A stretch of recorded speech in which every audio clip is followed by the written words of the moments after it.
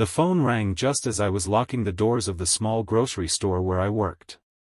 It had been another long day filled with impatient customers, heavy boxes, and endless worries about unpaid bills. "I think I dialed the wrong number." I smiled, even though she couldn't see me. "That's okay. Are you all right?" She hesitated before replying. "I don't think I am." There was something in her voice that made me stop walking. She sounded frightened, lonely, and exhausted all at once. "My name is Margaret," she whispered. "I was trying to call my daughter, but my hands shake so much these days that I must have pressed the wrong number." We talked for only 5 minutes. She apologized at least 10 times for bothering me. Before hanging up, I simply said, "Take care of yourself." She answered softly, "Thank you for being kind." I thought that would be the end of it. The next evening, my phone rang again. It was Margaret. "I'm sorry," she laughed nervously. "This time I meant to call you." I couldn't help smiling. She told me she lived alone after losing her husband years earlier. Her daughter had moved overseas for work, and although they loved each other, the time difference meant they rarely spoke. Our conversation lasted 20 minutes. The following day, she called again. Soon, those calls became part of my daily routine. I learned she loved gardening but could no longer kneel to plant flowers. She had once been a music teacher and still remembered every piano piece she had taught. She baked the best apple pie in town, though there was rarely anyone to share it with. In return, I told her about my own struggles. I admitted that my father had passed away when I was young, my mother worked herself sick raising me, and despite working 2 jobs, I felt like I was getting nowhere in life. She never judged me. Instead, she listened. Sometimes that's the greatest kindness anyone can offer. Weeks passed. One rainy Saturday, Margaret didn't call. Neither did she call on Sunday. By Monday evening, I felt uneasy. I still had her address because she had once insisted on mailing me homemade cookies. After work, I bought a bouquet of flowers and took the bus across town. Her small house looked quiet. I knocked. No answer. I knocked again, louder this time. Finally, I heard a faint voice. "I'm here." The front door was unlocked. Inside, I found Margaret lying on the kitchen floor. She had slipped while reaching for a cup of tea 2 days earlier and had been unable to stand. She was dehydrated and weak. I immediately called an ambulance. The doctors later told me something that still gives me chills.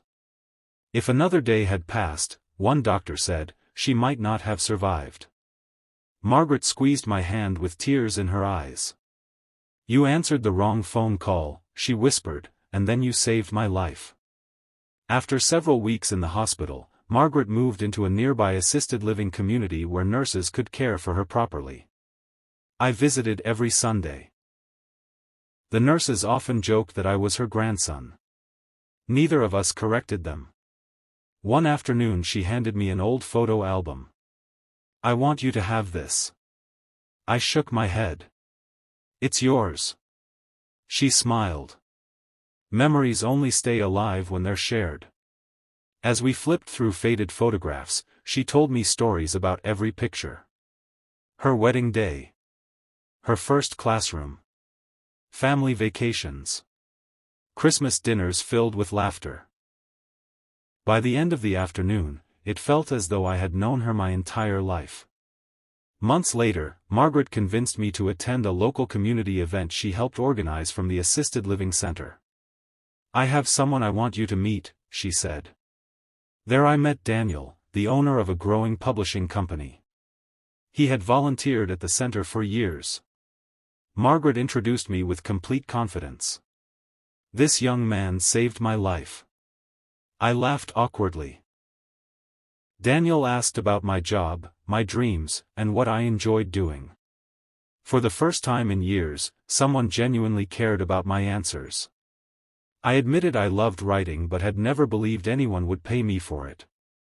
A week later, Daniel offered me a part-time position writing stories for his company. The pay wasn't much at first, but it gave me experience. Within a year, writing became my full-time career. It completely changed my future. Whenever anyone praised my success, I thought about that single phone call. None of it would have happened if I had ignored an unknown number. One winter morning, Margaret called me into her room. She looked peaceful. Older. Friendlier, she handed me a small envelope. Don't open it until later. We spent hours talking, laughing, and remembering everything that had happened since the day she accidentally called me. Before I left, she hugged me tightly. I'm proud of you. Those were the last words she ever spoke to me. She passed away peacefully in her sleep that night. I cried harder than I had in years. Back home, I finally opened the envelope. Inside was a handwritten letter. It read, "Dear friend.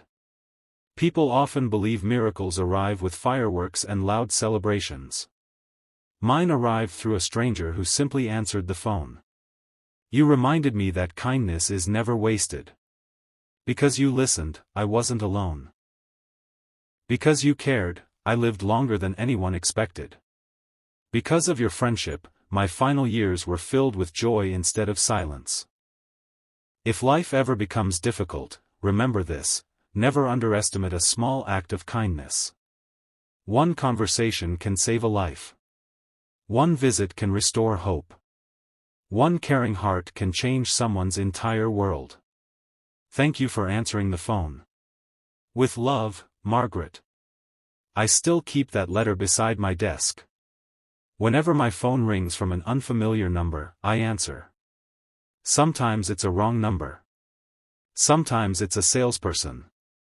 Sometimes it's someone who simply needs directions. But every single time, I remember Margaret. Because one ordinary evening, I answered one unexpected phone call, expecting nothing more than a brief conversation. Instead, I found a friend, discovered my purpose, saved a life, and learned that kindness has a way of changing not only the person who receives it, but also the one who gives it. And that single phone call changed my life forever.